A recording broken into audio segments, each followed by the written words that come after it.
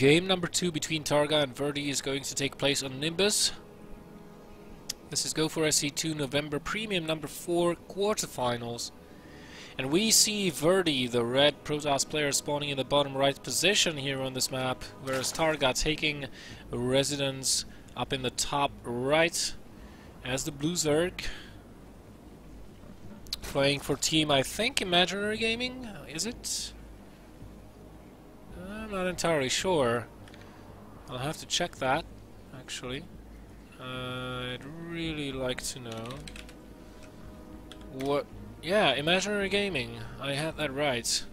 You see, I know stuff. Ha ha ha. Anyways, Targa having a lucky hand here, sending the first Overlord to the bottom, going to see his opponent's spawn position very quickly. And as we said before, on this map it's fairly easy to secure your natural expansion, as you do have that inside your main. Fairly easy to wall off main ramp. And for Protoss this is a good map for a number of reasons. The third is wide exposed, so if you go for a 2-base timing on this map, even for like a heavy 2-base poke into a third, you can probably punish the third base of the Zerg player quite easily. And if you can manage to land a force field right here, in case the debris has not been broken down yet, then you pretty much have a secure kill on the third base. Like, there is no way, if the Zerg player does not break those debris, there's no way that you're going to not kill the third base. Now Targa, interestingly enough, he did take this as his natural, so to speak, or, you know, took his third before the natural. And Verdi is going to be scratching his head saying, well, why are you not... It's 3 minutes, man. I mean, you should have been taking this a long time ago. So... Did he actually see the pool? No, he didn't see the pool neither. Targa, on the other hand, has full scouting information on his opponent. He is going to see the Nexus as well. He knows this is a gateway opener. He sees the gas. He even sees that it's only been mined with only one probe.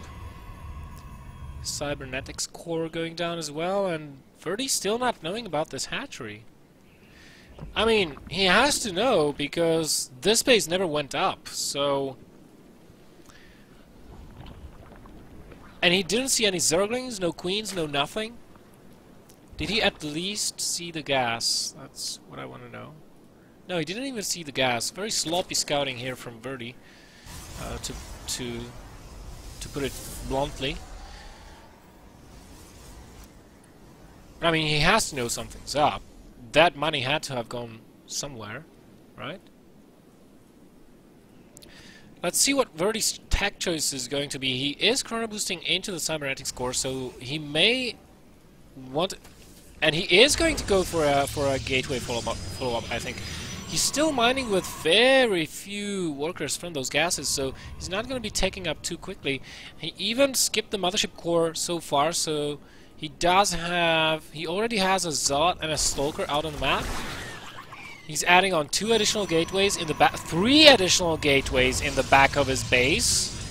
He has a probe out on the map that's desperately trying to rendezvous with his army to build a pylon later on. Targa knows this is coming. He did get that Roach Warren at 5 minutes. That's super early.